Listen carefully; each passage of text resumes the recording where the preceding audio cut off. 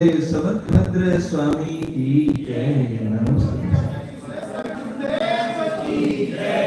तीसरे भाग। आत्मिक हित है सुख सो सुख, आकुलता बिन कही आकुलता शिव माई न आते, शिव बदला द्यो चाहिए सम्यक दर्शन ज्ञान चरण शिव मकसद विचारो, जो सत्यार्थ रूप सो निश्चय कारण सो व्यवहारो, पद व्यनित भिन्न आप में रुचि सम्यक भला है, आप रूप को जान पनोसो सम्यक ज्ञान कला है, आप रूप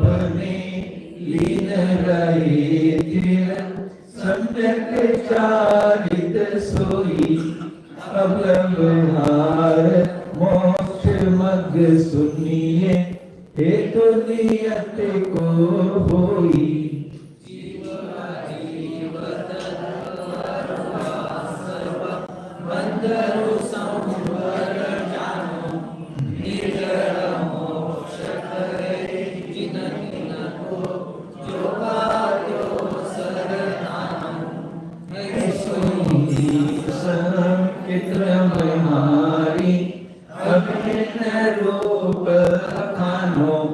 इनको सुन सामान्य विशेष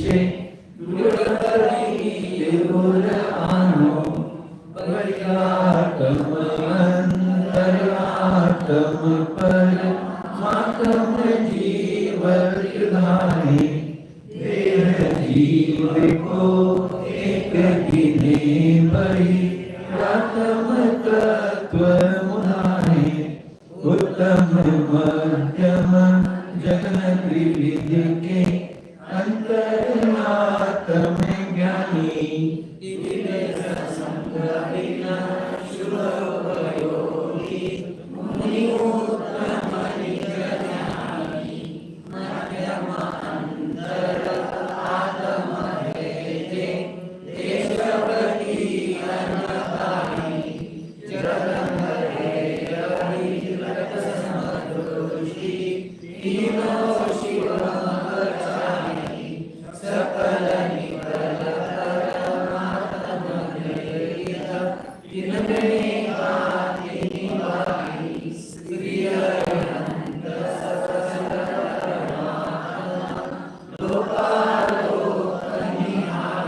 यहाँ तक कल हो गया था।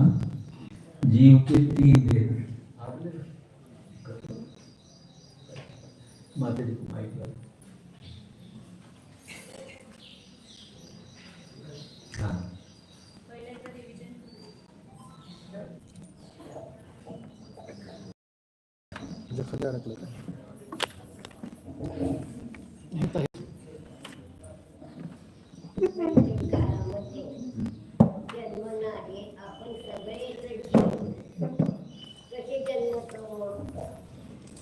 पंचम काळामध्ये जन्मणारे जीव अंतरात्मा असतात का परमात्मा असतात का बहिरात्मा असतात, कोण असतात?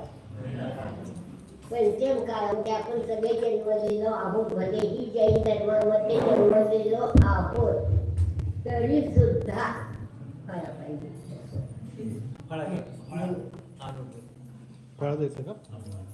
तर मग आपल्याला बहिरात्मा अवस्थेतून इथं सांगताय, बहिरात्मा अवस्था आहे, मिथ्या दृष्टी जीव आहे आणि आपल्या सगळ्यांना काय व्हायचं आहे? अंतरात्मा व्हायचंय ना. मग कसा अंतरात्मा होणार? तर आता आपण परमात्मा प्रकाश वाचलं, त्याच्यामध्ये पण 11व्या गाथेमध्ये अंतरात्म्याचं लक्षण सांगितलेलं आहे. जरा निर्विकल्प समाधीमध्ये जो स्थिर होऊन आपल्या स्वभावाला जाणतो त्याला अंतरात्मा म्हणतात. अंतरात्मा लक्षणाचा शब्द काहीच येतो.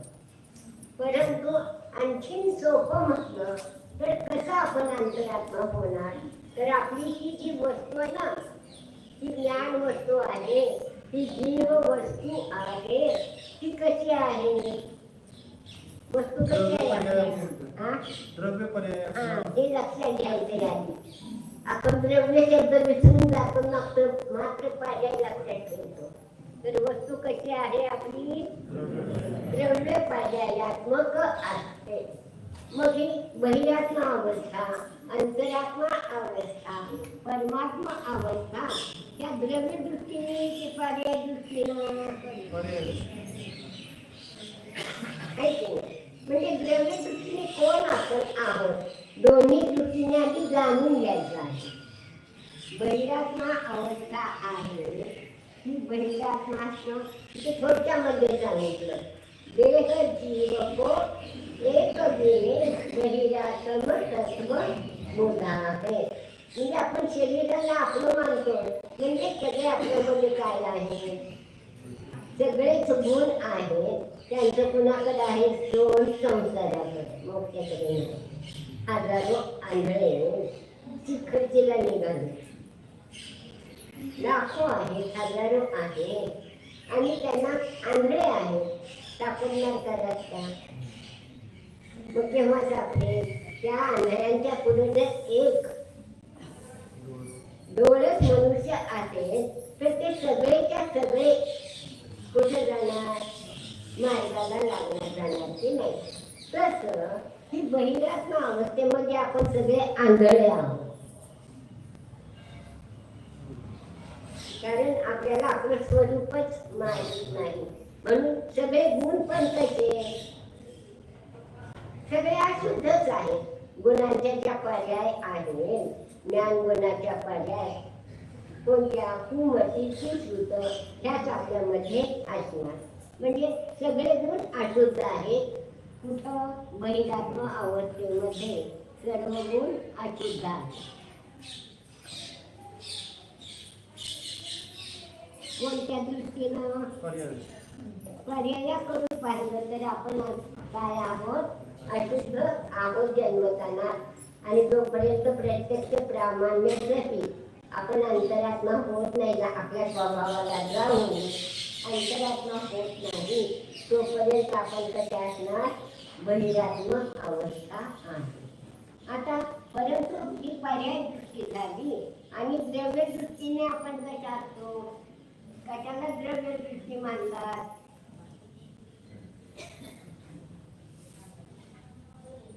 कशाला म्हणायचं?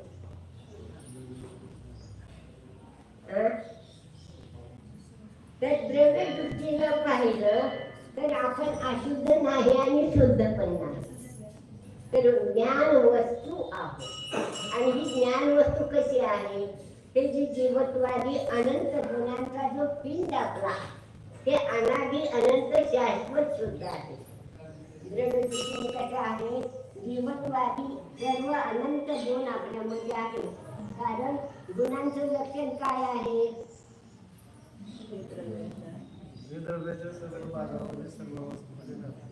आपण असतात सर्व भागामध्ये, म्हणजे असंख्यात प्रदेशामध्ये आणि सर्व अवस्थेमध्ये, म्हणजे अनादी काळापासून ज्या ज्या आपण अवस्था प्राप्त केल्या त्या त्या सर्व अवस्थेमध्ये, निगोदामध्ये पण आणि झाडामध्ये पण, दोन इंद्रियाची जीवामध्ये पण, आपल्या आता आपण पंचमी झालेली, गल्लीतून दिल्ली चालू, तर इथं सुद्धा हे जीवत्वादी सर्व गुण कसे असतात? जीवत्वादी गुण अनादि अनंत शुद्ध आहे. कुणाचे? स्वतःला ग्रहण करा. आपण स्वतःची आत्मकथा शिकायला बसलेलो आहोत. आत्म्यामध्ये, आपल्या स्वतःच्या जीव द्रव्यामध्ये, ज्ञान वस्तूमध्ये जे अनंत गुण आहे ते कसे आहे? अनादि अनंत शाश्वत शुद्ध आहे.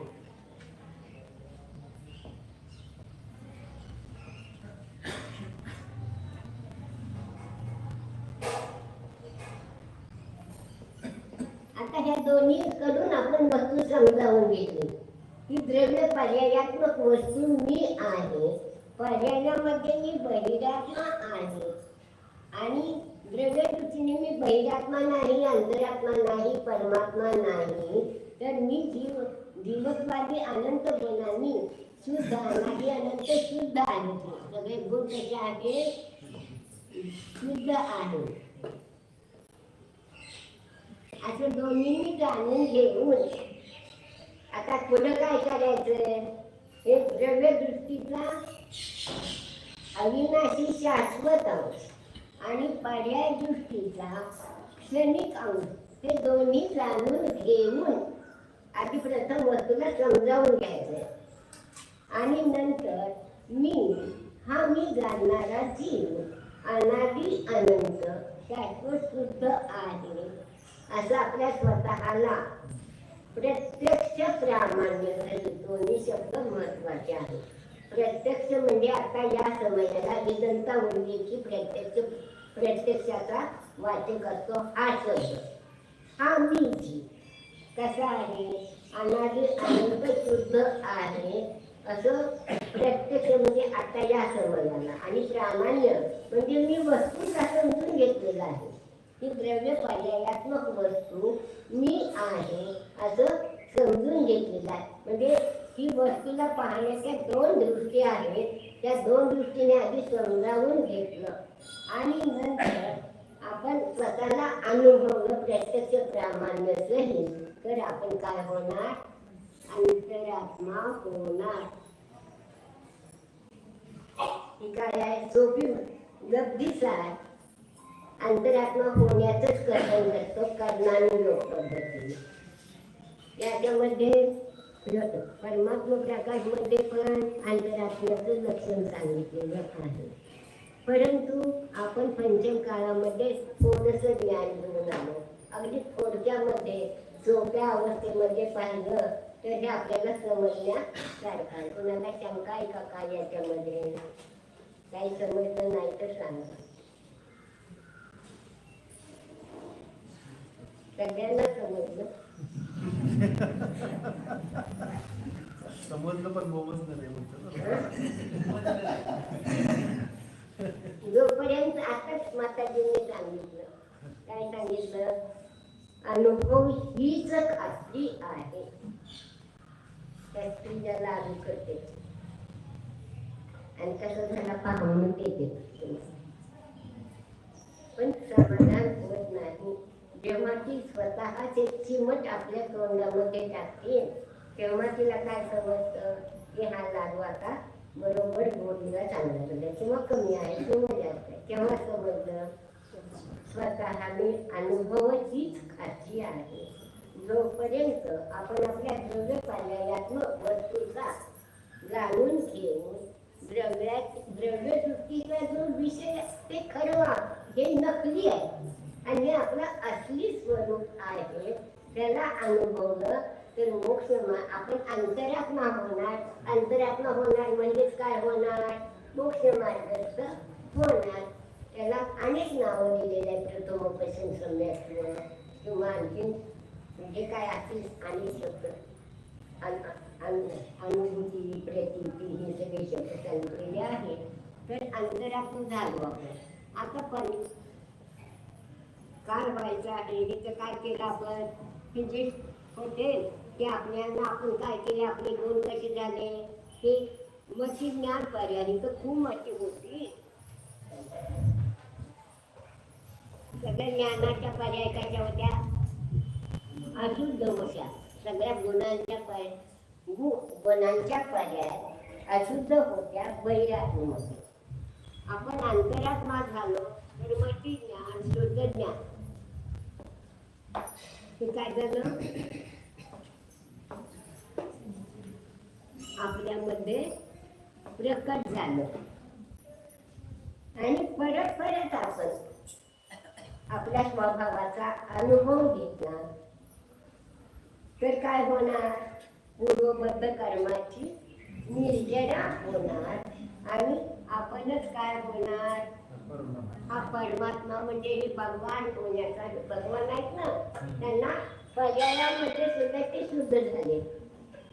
द्रव्य तर शुद्ध आहेच आहे, परंतु तिथं द्रव्य आहे का भगवंतांच्या जवळ? नाही, फक्त पर्यायच आहे. ते सुद्धा तिथं काय आहे, त्यांचं द्रव्य शुद्धच आहे आणि पर्यायही शुद्ध झालेली आहे. मग अशी शुद्ध अवस्था प्राप्ती. या अवस्था कशा आहेत? साधी शांत आहेत.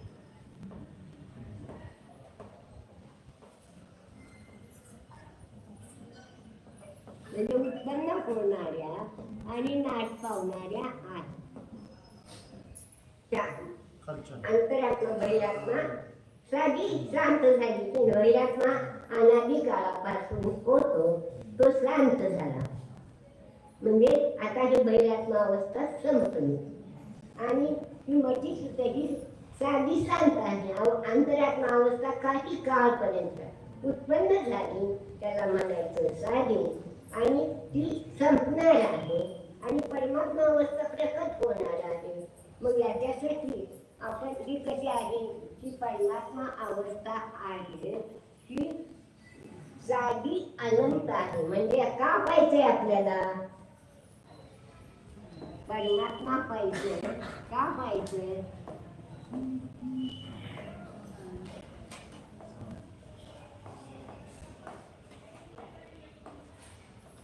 कारण परमात्मा झाल्यानंतर परत आपण संसारात येत नाही.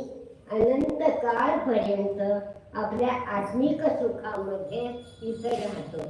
आणि ही कशी आहे, ही जीवात्मा अनादी अनंत शुद्ध आहे. मग याचा आश्रय घेतला असताना अंतरात्मा होणार.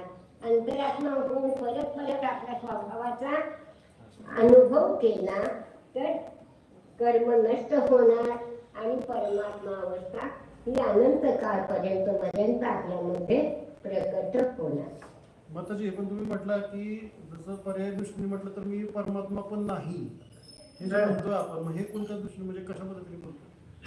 पर्याय आहेत ना, क्षणिक आहे. जेव्हा मी साधी अनंत म्हणजे थोडक्यात माझं स्वरूपच परमात्मा स्वरूप म्हणतो आपण, तर मग कशा पद्धतीने? द्रव्य दृष्टीनं आपण साधी अनंत अनादी अनंत शुद्ध आहे की नाही.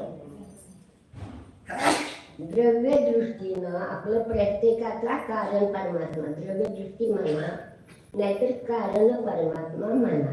हा कसा आहे, अनादी अनंत शुद्ध आहे ना.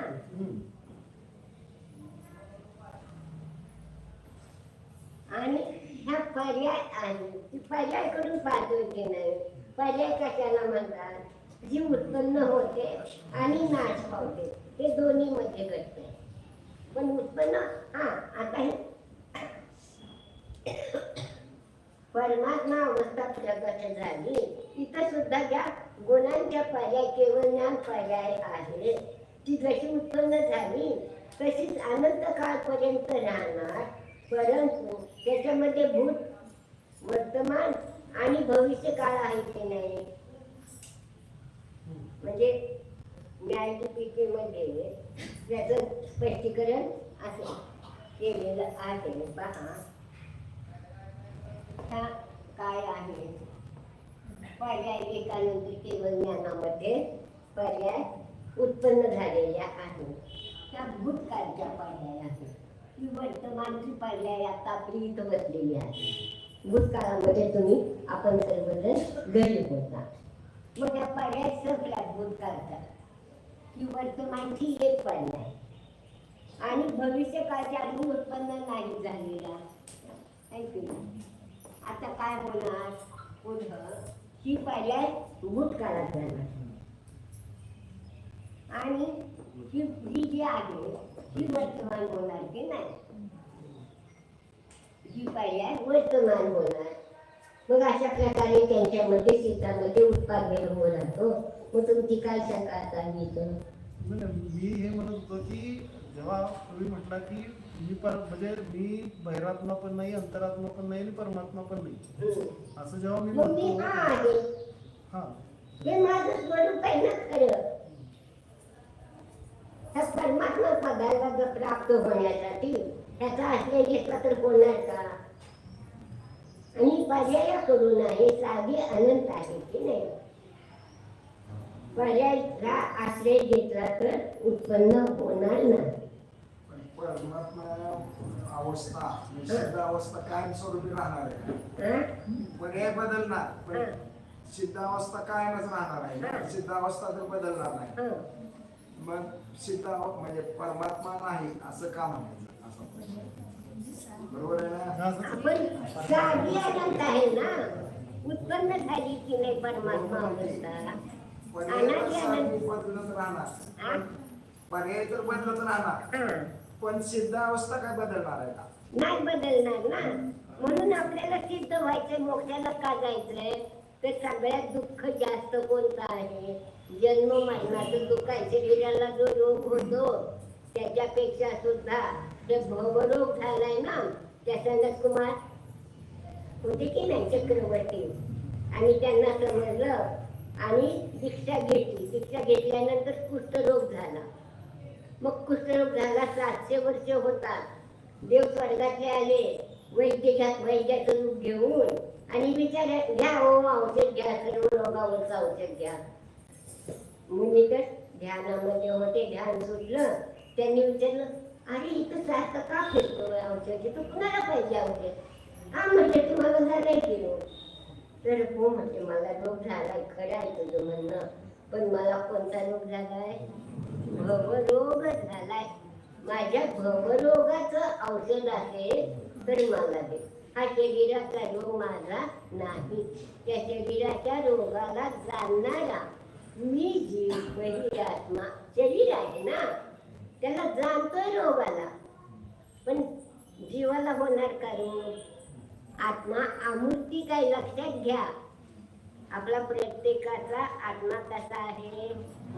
अमूर्तिक. अमूर्तिक म्हणजे काय? अमूर्तिक कशाला? स्पर्श रस गंध वर्णादी गुण पुद्गल द्रव्याचे आहेत. आपल्या जीव द्रव्यामध्ये स्पर्श रस गंध वर्णादी गुण नाही. म्हणून आपण काय आहोत? जीव अमूर्तिक आहे. आणि अमूर्तिक आत्म्याला ज्ञान म्हणतो की नाही, ज्ञान वस्तू आहे. ज्ञानाला काय काय लागतं? ज्ञानाला काय काय होतं? ज्ञानामध्ये त्या आशिक वगैरे अवस्था होती. परंतु खरं म्हणजे ज्ञानाला रोग होणार का? ज्ञानाला खायला लागतं का? झोपायला, बसायला, उठायला जे आपण सगळं करतो ते ज्ञानाला लागतं का करायला? आणि ज्ञान वस्तू आपली आहे, लक्षात घ्या. आपण विसरून गेलोय आपल्याला ही ज्ञान वस्तू मी आहे. ही ज्ञान वस्तू जर आपण जाणली तर याच्यासाठी सर्वोच्च सुंदर लोळ म्हटलंय. ही फळा चांगला आहे. चांगला कुणी सुंदर आहे? कुणी जाणलं? मग जाणणारा सुंदर का फळा सुंदर? लक्षातच येत नाही. जाणणारा सुंदर आहे. आपल्या सुंदर अवस्थेला, उत्कृष्ट अवस्थेला आपण जाणलं, ही उत्कृष्ट अवस्था आहे. आणि ही उत्कृष्ट अवस्था प्राप्त करण्यासाठी ही उत्कृष्ट अवस्थेचा आश्रय घेतला तर पर्यायामध्ये आपण अंतरात्मा होणार, अन्यथा होणार.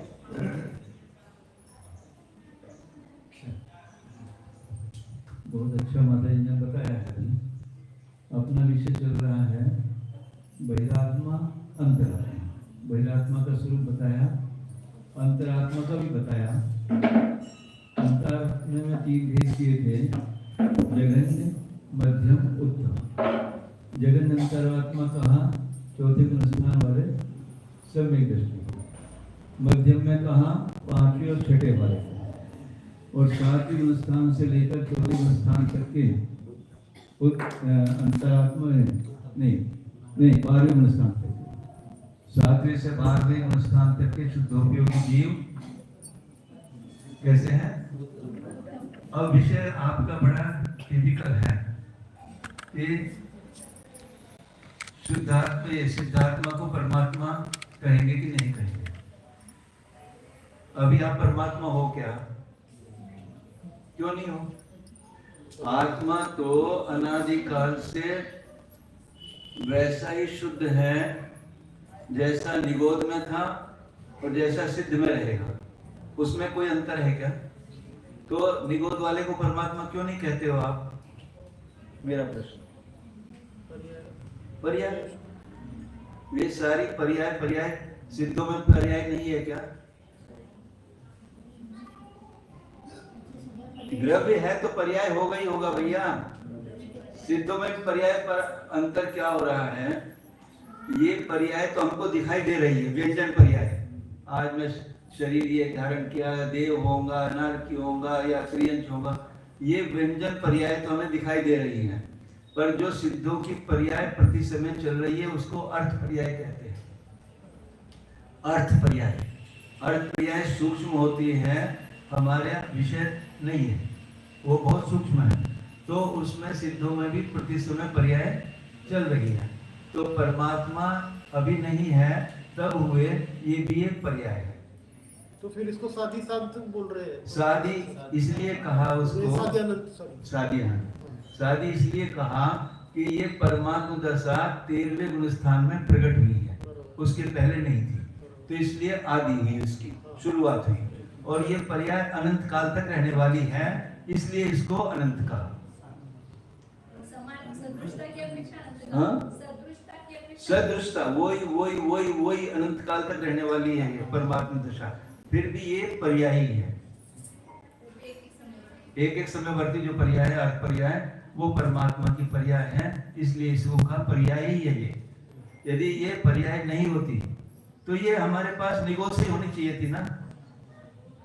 आप तो मना कर रहे कि अभी हम परमात्मा नहीं है, कभी कहो परमात्मा उसको। कारण परमात्मा हम निगोद में भी थे और सिद्ध अवस्था में भी रहेंगे। एक बड़ा प्रश्न हुआ था हमारा कि कारण परमात्मा जब कार्य परमात्मा बन जाता है तो फिर कारण परमात्मा रहेगा क्या? जब कारण रूप था, कारण रूप होकर कार्य रूप हो गया तो कारण रूप रहेगा क्या? फिर वो कारण कार्य हो गया तो अब कारण रहेगा क्या? नहीं रहेगा, अभी भी रहेगा। वो सिद्ध अवस्था कारण रूप भी है, कार्य रूप भी है, तभी तो वहां पर अर्थ पर्याय हो रही है। एक पर्याय दूसरी पर्याय का कारण है, तो कारण कार्य दोनों पर्याय सिद्ध अवस्था में है। थोड़ी सी महीन चर्चा है पर बहुत आनंद आया था। अभी हम यही समझते थे कि कारण परमात्मा अभी है और जब सिद्ध हो जाते तो कार्य परमात्मा हो जाते। वहां कार्य परमात्मा क्या था? कारण तो साधन है ना, और कार्य अब सिद्ध हो गया तो फिर कारण की नहीं, वहां भी कारण परमात्मा है और कार्य परमात्मा है। एक पर्याय कारण, अगली पर्याय का कार्य, पहला कारण है दूसरा कार्य। तो सिद्ध अवस्था में कारण परमात्मा कार्य। माइक तो माता और आनंद आएगा, समझा ये लगाओ। ये चर्चा का विषय बहुत अच्छा है, निकल आया है। तो लो माता जी बहुत अच्छा, बहुत बढ़िया समझाया था। कितनी चीजें नहीं समझ में आती अकेले पढ़ते हुए, पर जब विद्वानों के साथ बैठते तो बहुत विशेष आता है। हाँ माता जी, कारण कार्य और ये परमात्मा के अर्थ की पर्याय। हाँ ध्यान नहीं करते हो, ध्यान ध्यान तो खत्म हो गया बाद में। वो तो जैसी वस्तु वैसी हाँ। वो वहाँ पर व्यक्त हो गई। ये माता जी, हाँ बहुत सुंदर। परमात्मा शब्द दोन अर्थांमध्ये इथं वापरला गेलेला आहे। तुम्हाला माताजीने दाखवलं ना, इकडं द्रव्य आणि तिकडं पर्याय। तिथं पर्यायामध्ये पण तिसऱ्या नंबरला परमात्मा शब्द आहे. आणि इथं हा जो द्रव्य रूप आहे, अनादि अनंत ध्रुव अखंड, तर त्याला पण परमात्मा ही संज्ञा आहे.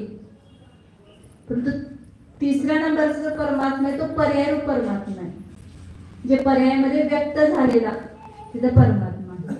आणि इथं जो परमात्मा चालू तो ध्रुव म्हणजे द्रव्य रूप आहे. हा परमात्मा अनादि अनंत आहे आणि तो परमात्मा साधी अनंत आहे.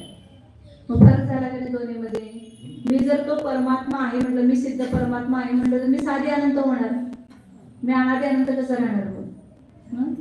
म्हणून जो द्रव्य रूप आहे ते द्रव्य कधी नष्ट होणारच नाही ना. सगळ्या पर्यायामध्ये अन्वय रूपानं आहे.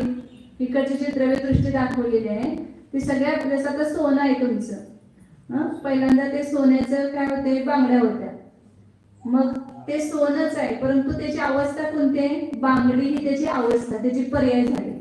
तर तुम्ही आवडलं नाही, मोडले, मग काय केले, तोडे केले त्याचे बांगड्याचे, मग तोडे रूप ती पर्याय काय झाली, उत्पन्न झाली. परंतु सोनं नष्ट झालं काय, सोनं त्यामध्ये पण अन्वय रूप पण आहेच, ते सोन आहे की नाही, काय वेगळं सोन आहे. ते तोडे पण आवडले नाही, मोडले, तुम्ही बाजूबंद केले, मग त्यावेळेला बाजूबंदामध्ये पण ते सोन आहे का वेगळं सोन आहे. मग त्या सगळ्या बांगडीमध्ये, तोड्यामध्ये, बाजूबंदमध्ये सगळ्या ह्या पर्याय आहेत, अवस्था आहेत, आणि त्या सगळ्या अवस्थेमध्ये राहणारं कोण आहे, सुवर्ण, एक आहे द्रव्य आहे त्याच्यामध्ये. तसं इथं बहिरात्मा ही सुद्धा त्या आत्म्याची अवस्था आहे, आणि अंतरात्मा ही सुद्धा काय आहे, अवस्था आहे. म्हणजे जो बहिरात्मा रूप होता पहिल्यांदा आत्मा, तोच काय झाला, अंतरात्मा रूप झाला, आणि जो अंतरात्मा होता तोच काय झाला, आर्यंत सिद्ध रूपानं परिणमला, परमात्मा. आता आपण पहिल्यांदा कोण होतो, बहिरात्मा, आता कोण झालं का हा चांगली गोष्ट आहे, झालं, चल पेढे वाटायला पाहिजे. तसं आपल्याला काहीतरी मुलगा झाला, काय झालं की पेढे वाटतो, तसं सम्यक दर्शन रूपी पुत्र आपल्याला उत्पन्न झाला की काय व्हायला पाहिजे, आनंद, इतका आनंद येतो. हे करणं हेच आपलं प्रयोजन आहे. हे सगळे शिकण्याचं, सगळ्या धर्माची आराधना करण्याचं प्रयोजन एवढंच आहे की आपल्याला अंतरात्मा व्हायचं आहे. ह्या भावामध्ये परमात्मा काही आपण होऊ शकणार नाही, परंतु अंतरात्मा तर आपण होऊ शकतो. म्हणजे अंतरात्मा होणं, 4थ्या गुणस्थानापासून ते 7व्या गुणस्थानापर्यंत ची सवलत ह्या पर्यायामध्ये आपल्याला मिळालेली आहे. ती सवलत मिळाली, तिचा उपयोग कुठं करतो, सवलत दिली फक्त आपल्याला, मग अंतरात्माला, आणि तोच काय होणार पुढं, परमात्मा. जो अंतरात्मा झाला तोच कोण होणार, परमात्मा.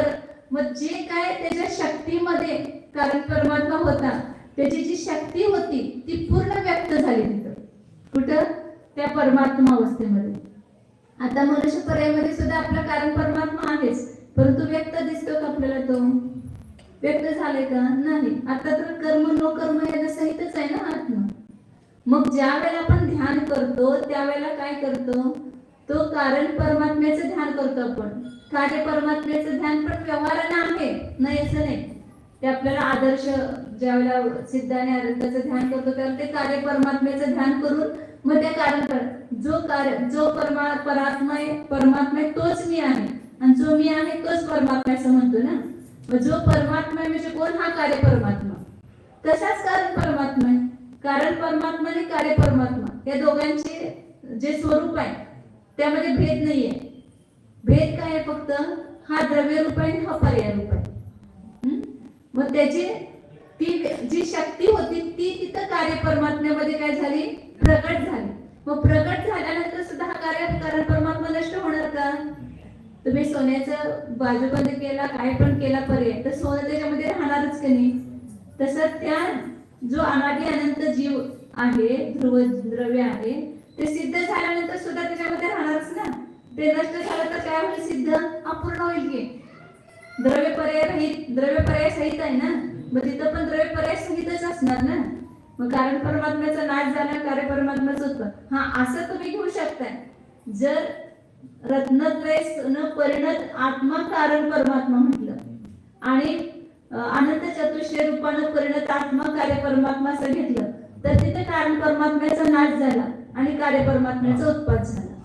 परंतु ज्याला आपण अनादि अनंत ध्रुव अखंड त्याला कारण परमात्मा ही संज्ञा दिली तर त्याचा कधीही नाश होत नाही. त्याचा उत्पत्ती पण नाही, त्याचा नाश पण नाही, कारण तो सदैव मौजूद आहे, कारण तो आधारभूत आहे, आश्रयभूत आहे. त्यामुळं निबोध अवस्थेमध्ये पण आहे आणि सिद्ध अवस्थेमध्ये पण आहे. आता मनुष्य पर्यायामध्ये आहे, सगळ्याच पर्यायामध्ये तो तोच रूपानं विद्यमान आहे. म्हणून तर म्हणतो ना, आता ध्यान करायचं, कुणाचं करायचं, आता आहे त्याचं ध्यान करायचं का नाही त्याचं ध्यान करायचं. आता पण सिद्ध परमात्मा नाही, त्याचं ध्यान आपण करू शकत नाही. परंतु आता विद्यमान कोण आहे, आपला कारण परमात्मा, म्हणजे जो अनादि अनंत ध्रुव आत्मा आहे तो आता अंतरंगामध्ये विद्यमान आहे. तोच जाणतोय ना. आता कोण जाणतंय, कोणाला सुख होतंय, कोणाला आनंद होतोय, तो कारण परमात्म्यालाच होतोय. म्हणून कारण परमात्मा हा अनादि काळापासून आहे, अनंत काळापर्यंत आहे. आणि कार्य परमात्मा हा कसा आहे, त्या कारण परमात्म्याची ज्याला व्यक्ती झाली अर्यंत आणि सिद्ध अवस्था, ही काय आहे? कार्य परमात्मा रूप अवस्था आहे. मग इथं जे अंतरात्मा परमात्मा जे शिकवलं जातं ते कार्य परमात्मा सांगितलं आहे. 3 अवस्था घेतल्या ना, जीवाचे 3 भेद अवस्थेच्या अपेक्षेने केलेले आहेत. द्रव्याच्या अपेक्षेने 3 प्रकारचे आत्मा नाहीये, अवस्थेच्या अपेक्षेने एक प्रत्येक आत्म्याचे 3 भेद आहेत. एक आत्म्याचे एक भेद नाही. बहिरंत परश्चेती त्रिधात्मा सर्व देहिषु, इष्टोपदेशिक रात्री कोण करू, सर्व देहिषु म्हणजे सगळ्या जीवांच्या मध्ये बहिरात्मा, अंतरात्मा आणि परमात्मा तिन्ही पण आहे. सगळ्या जीवांच्या मध्ये कसं काय? आता तर आम्ही एकच काय तर असणार, एक तर बहिरात्मा असणार, अंतरात्मा असणार, तर परमात्मा असणार. म्हटलं की तिथं आता आपण वर्तमानामध्ये एक अवस्था असणार, परंतु भूतकाळामध्ये आता अंतरात्मा आहे तर भूतकाळामध्ये कोण होतो? बहिरात्मा होतो. मीच होतो ना बहिरात्मा. आता पुढे परमात्मा कोण? मीच होणार. म्हणजे मग मीच 3 प्रकारे झालं कोणी? बहिरात्मा, अंतरात्मा आणि परमात्मा. वर्तमान अपेक्षेने एक अवस्था असणार, परंतु भूत आणि भावीच्या अपेक्षेनं तिन्ही अवस्था एका जीवामध्ये आहेत. म्हणजे एकच जीव 3 अवस्था रूपानं होतो. मग कार्य परमात्मा, कारण परमात्मा काय संशय राहिला असेल तर विचारा. अजून याच्यामध्ये काय कारण परमात्मा पर्याय म्हटला ना तुम्ही? नाही 2 विवक्ष आहेत. एक कारण परमात्मा ही संज्ञा 2ची आहे.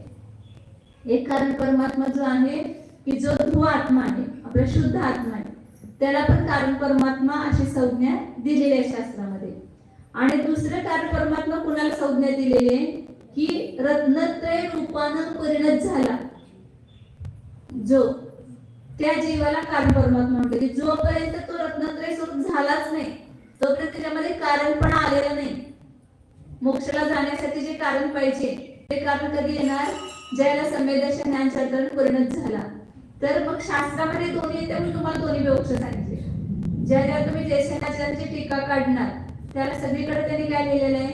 कारण परमात्म्याचा वेळ झाला आणि कार्य परमात्म्याचा उत्पाद झाला. तर तो कारण परमात्मा कोणता? अभेद रत्नत्रयानं परिणत जो जीव आहे त्याला कारण परमात्मा ही संज्ञा दिली. त्याला कारण समयसार पण म्हटलं, त्याला कारण परमात्मा पण म्हटलं. तर त्या कारण परमात्म्याचं ज्ञान कारण 2 प्रकारचं असतं. एक उपादान कारण, एक आश्रयभूत कारण. हा जो आपला अनादि अनंत ध्रुव अखंड परमात्मा आहे हा आश्रय कारण आहे. तो कुठल्याही पर्याय पण परिणत होत नाही. सगळ्या पर्यायापासून भिन्न सांगितलं ना त्याला. तो ध्रुव आहे, तो आश्रयभूत कारण आहे. आणि हा जो रत्नत्रय स्वरूप परिणत झाला आत्मा म्हणजे पर्याय विशिष्ट द्रव्य असं त्याला म्हटलं जातं. हे फक्त द्रव्य घेतलं आणि पर्याय विशिष्ट द्रव्य हे उपादान कारण असतं. म्हणजे आता जी बांगडी सहित सोनं होतं तेच काय झालं? ते थोड्या रूपानं परिणमलं. मग तिथं फक्त सोनं कारण आहे की थोडे सहित सोनं, पूर्वीची अवस्था त्याची जी आहे बांगडी सहित सोनं ते त्याचं कारण आहे. म्हणजे पर्याय परिणत द्रव्य हे उपादान कारण, पर्याय विशिष्ट द्रव्य हे उपादान कारण आहे आणि उत्तर समयावरती पर्याय विशिष्ट द्रव्य हे कार्य आहे. एकाच द्रव्यामध्ये कारण कार्य भाव आहे. पूर्व पर्यायाने युक्त जे जसं आता दूध आहे, दूधच काय झालं? दही रूपानं परिणमलं. दहीच काय झालं? ताक रूपानं परिणमलं. लोणी रूपानं परिणमलं. लोणीच काय झालं? तूप रूपानं परिणत झालं. मग त्याची जी पूर्व अवस्था सहित ते गोरस आहे ते कारण आहे आणि उत्तर समयावरती जी पर्याय ते काय आहे? कार्य. असं प्रत्येक ही द्रव्याची मालिका आहे, पर्यायांची मालिका. त्यामध्ये पूर्व पर्याय विशिष्ट द्रव्य कारण, उत्तर पर्याय विशिष्ट द्रव्य कार्य. मग आपली 12व्या गुणस्थानामध्ये ज्याला आपण अभेद रत्नत्रय रूप परिणत होणार तर त्याला म्हटलं कारण परमात्मा आणि त्याचा नाश होणार आणि ते रत्नत्रय पर्याय विशिष्ट द्रव्य तर ते अनंत चतुष्टय पर्याय स्वरूपानं परिणमणार. मग ते अनंत चतुष्टय स्वरूप पर्यायाने परिणत जे द्रव्य आहे ते काय झालं? कार्य परमात्मा. असं तिथं कारण कार्य लावलं. आणि ही जी विवक्षा आहे की जो अनादि अनंत ध्रुव शुद्ध निश्चय न्यायाचा विषय, शुद्ध निश्चय न्यायाचा विषय हा त्रिकाली ध्रुव आत्मा घेतला. तिथं पर्यायाचा संबंध घेतला नाही.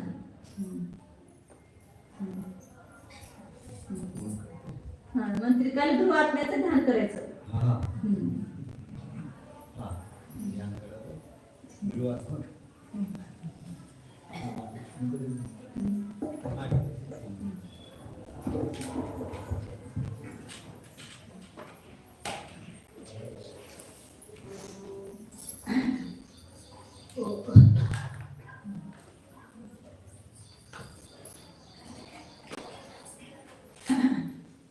हा जाणणारा मी त्रिकाली अनादि अनंत शाश्वत शुद्ध ध्रुव शुद्ध जीव आहे, चैतन्यमयच आहे.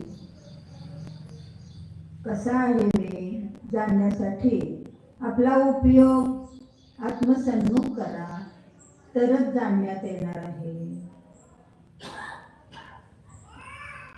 बाहेर भटकणाऱ्या उपयोगाला आपल्या निज शांत अशा स्वरूपाकडे सन्मुख करा. जाणायचे आहे. हा जाणणारा मी येथेच त्रिकाली आहे. भूतकाळातही होतोच, आत्ताही आहेच, पुढेही राहणार आहे. याचा कधीही नाश होणारा नाही.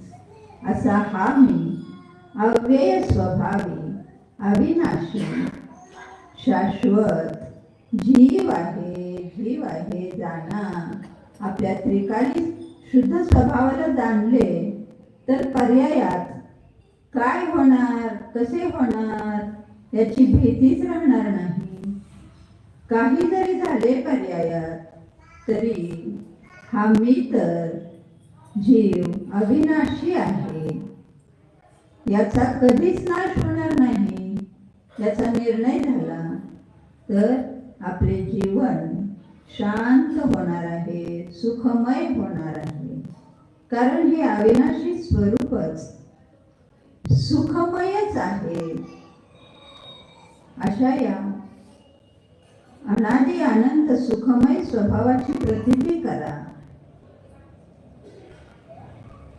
जरी नरकात गेला, तिर्यंच्या गतीत, देवगतीत, मनुष्य गतीत आहे, तरी त्यावेळीही हा मी जीव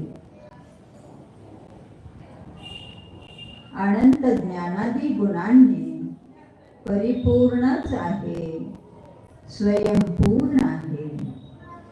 अशा निज स्वभावाचीच प्रतीती करा.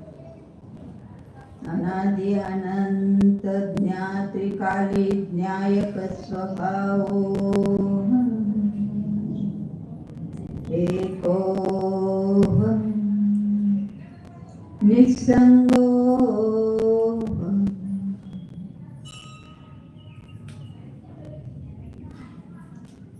परमशान्तस्वरूपोऽहम्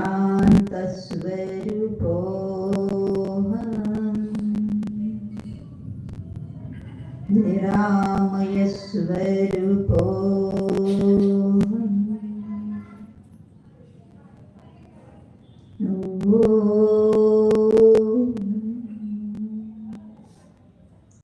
शांति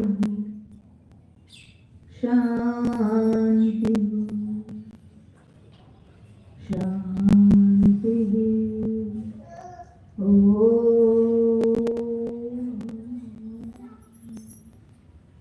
नमो हरिः.